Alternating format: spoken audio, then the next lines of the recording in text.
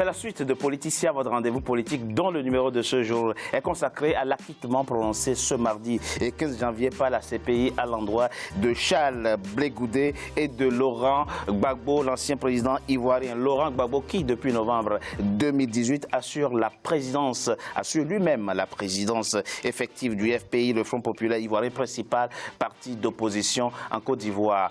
Grâce à ce sujet de la rédaction, je vous propose de revenir sur le parcours de l'homme.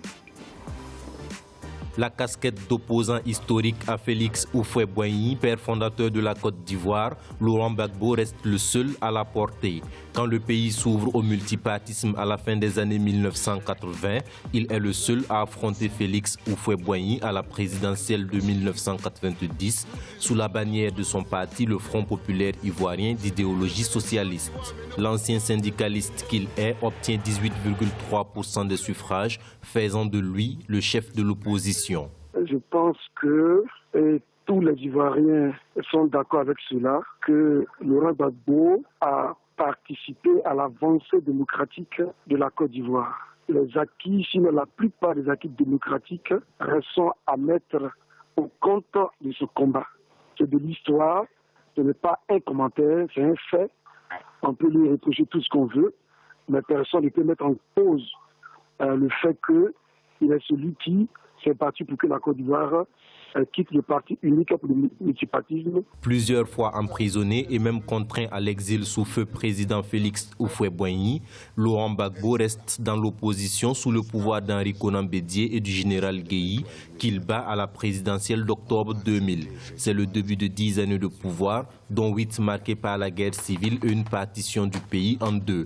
Un pouvoir qui s'accompagne d'une majorité parlementaire de son parti. Mais la politique réformatrice de Laurent Gbagbo a du mal à être appliquée du fait de la guerre. Ses détracteurs lui prêtent une gestion chaotique du pays, marquée par une forte corruption et des violences ethniques. Les responsabilités sont partagées. Si vous prenez de 2000, son accession à 2002, un certain nombre de paramètres comme la réconciliation nationale, le gouvernement d'ouverture nationale qu'ils étaient en train de prôner, et un certain nombre de paramètres comme le programme de société qu'il n'a pas eu le temps de mettre en œuvre. Mais ce programme existe aujourd'hui et chacun d'entre nous peut le consulter. Enfin, quand vous prenez la fin de mandat du président Laurent Gbagbo, vous verrez que les indicateurs montrent que la gouvernance économique n'était pas si mauvaise. Entre les deux, la crise sociopolitique a fait qu'à un moment donné, la responsabilité de chef d'État a échappé sur une période à la gouvernance Laurent Gbagbo. Du fait de la guerre civile, le mandat de Laurent Gbagbo, qui devait prendre fin en 2005, est prolongé par l'impossibilité de tenir des élections. Des élections qui finiront par avoir lieu en 2010. Il y est battu, selon l'ONU, par l'actuel président Alassane Ouattara. Mais Laurent Gbagbo, avec le Conseil constitutionnel à lui acquis, refuse toute défaite et prête serment comme président de la République le 4 décembre 2010. Alassane Ouattara fait pareil par courrier adressé au Conseil constitutionnel. Débute une crise post-électorale qui aboutit à l'arrestation du président Gbagbo le 11 avril 2011. Après une assignation à résidence en Côte d'Ivoire, il est transféré et incarcéré le 30 novembre de la même année à la Cour pénale internationale. La juridiction pénale internationale lui reproche d'avoir commis, entre autres, des crimes contre l'humanité. Après 7 ans de procédure et plus de 13 demandes infructueuses de remise en liberté provisoire, l'ancien président ivoirien est enfin acquitté des faits de crimes contre l'humanité par la CPI ce mardi 15 janvier. Un sujet récapitulatif du parcours de Laurent Gbagbo signé Jonathan Cheikh Omar. Jean-Bernard Bekim, un parcours atypique, dirons-nous. Le parcours de Laurent Gbagbo. Un parcours de combattants, de militants des droits de l'homme, parce qu'il faut quand même rappeler une chose. Qu'est-ce qu'on reproche à Laurent Gbagbo? C'est la démarche selon laquelle il faudrait trouver, pas un compromis, le chemin qui nous permet de construire des ponts entre la modernité. Oui, mais rappelons quand même, il y a eu 3000 morts. Hein. On n'est pas, c'est pas des morts, c'est pas des morts fictifs. Hein. C'est des gens qui ont quand même perdu la vie. Donc on est parti de là, a priori. Mais les 3000 morts, c'est qui? Les 3000 morts, il faut quand même le dire. C'est Compaoré, c'est Alassane, c'est Soro.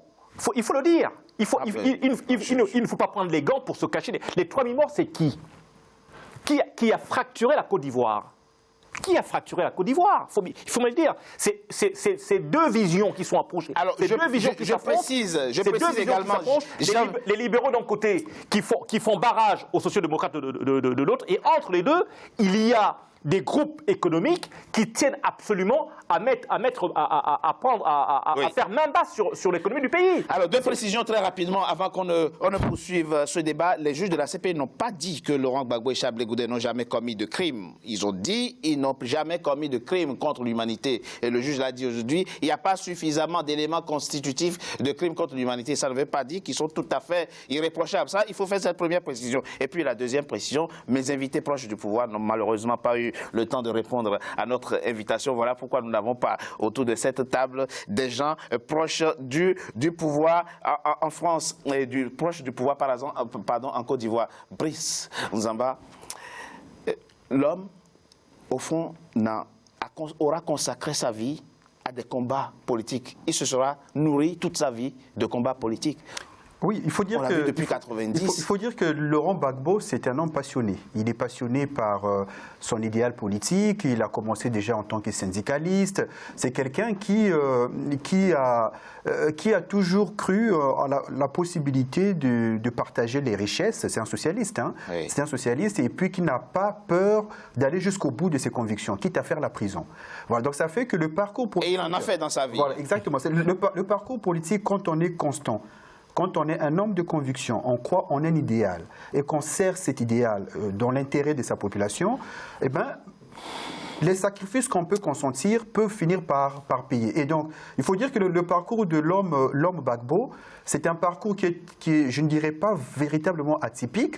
Moi, ce que je constate de constant chez l'homme, c'est le courage. Il a le courage de ses idées et il ne se plie pas. Hein, il ne se plie pas, il ne se soumet pas, il n'est pas adepte de courbure dorsale.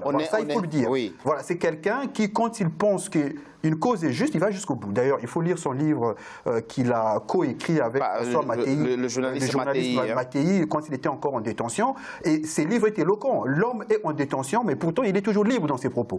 Voilà, on aurait pu croire qu'il a pu évoluer, qu'il peut faire preuve je dirais peut-être de plus de délicatesse à l'endroit du maître, il faut le dire, quelque part. Et le journaliste Mattei, justement, que vous évoquez, de lui demander, Monsieur le Président, est-ce que vous voyez encore un avenir politique? Il a répondu à cette question, il dit qu'il n'est pas nécessaire d'être président pour servir son pays. Mais il n'a pas exclu non plus. Il n'a pas exclu. On lui a demandé est-ce qu'en 2020 vous serez candidat.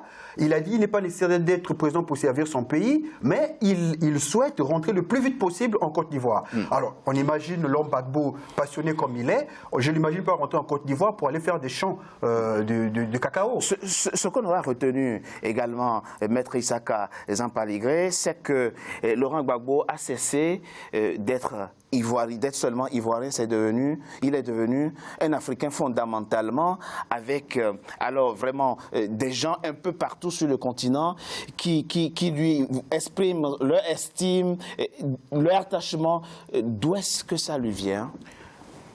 Comme mon confrère l'a dit et comme monsieur l'a dit, Laurent Gbagbo est fondamentalement un démocrate africain. Le multipartisme est né dans son pays à cause de M. Laurent Gbagbo. C'est pas faux.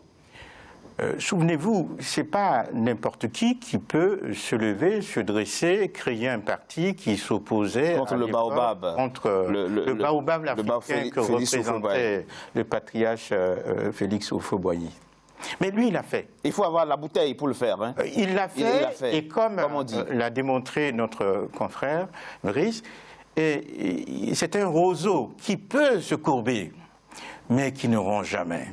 Ça, c'est une force spirituelle au-delà et qui avoisine aujourd'hui, peut-être dépasserait demain, M. Nelson Mandela. Et c'est une gloire pour tous les Africains de pouvoir dire non ou oui.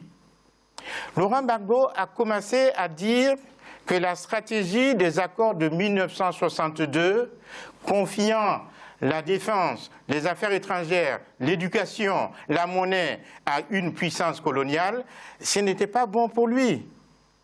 Oui. Il l'a dit, il l'a répété. Et il a pensé qu'il pouvait combattre tout ce système-là en même temps et développer son pays suivant le modèle de son parti socialiste. Mais Maître Issa Kazan-Palegué, oui, évidemment, vous semblez aujourd'hui présenter l'homme comme un héros. Moi, je n'ai pas d'avis sur la question. Mais est-ce qu'il faut, en termes de stratégie politique, être frontal avec les puissances? Parce que quand même, le prix était lourd quand même. Je pense que M. Gbagbo indique un chemin à la génération nouvelle. Oui.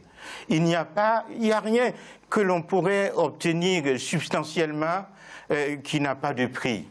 Lui a accepté de payer le prix. Mais je veux aller au-delà et rendre grâce à Dieu, parce que c'est Dieu lui-même qui conduit l'histoire de l'humanité et des peuples. Le pouvoir actuel ivoirien ne pouvait pas penser qu'en faisant partir précipitamment à l'époque M. Gbagbo à la CPI, parce que des échéances législatives étaient en vue pour qu'on puisse les organiser sans trouble, qu'aujourd'hui on aurait encore cette même personne bien entretenue à la CPI, parce que je ne suis pas sûr finalement, que les conditions de détention en Afrique lui auraient permis de traverser avec son âge toutes les pathologies de maladies inhérentes à son âge. Donc finalement, c'était une bonne chose pour lui. Je rends grâce à Dieu. Je n'aurais pas souhaité qu'il soit là-bas pendant 7 ans. Je propose qu'on marque une courte pause. On se retrouve dans quelques instants pour la troisième et dernière partie de notre émission. Merci à vous de vous être associés à nous pour évoquer l'acquittement prononcé ce mardi à l'endroit de Laurent Gbagbo et de son ministre Charles Blé Goudé. Merci à vous. On se retrouve dans quelques instants.